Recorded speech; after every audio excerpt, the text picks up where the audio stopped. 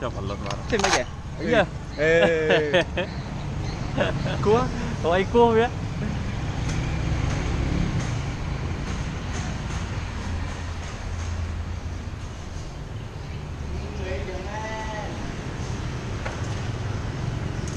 còn tiếng nói với nhau thì tiên nhá tiên gì chẳng ngoài chẳng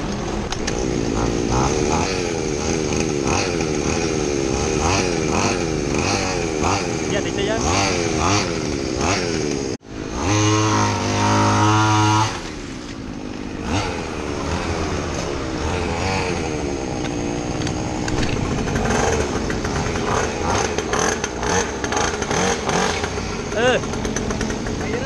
còn ăn chi không bay con mà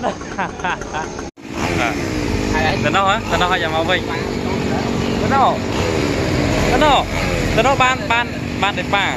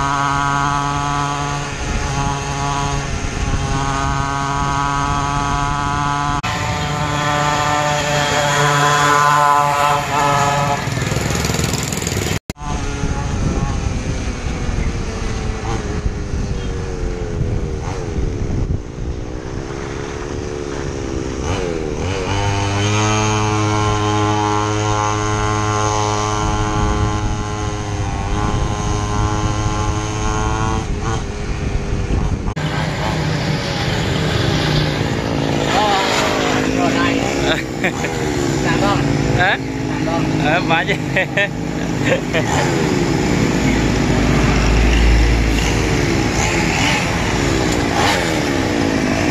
Rồi này em đây. Lươn à? Lươn. Trời ơi, đâu mà.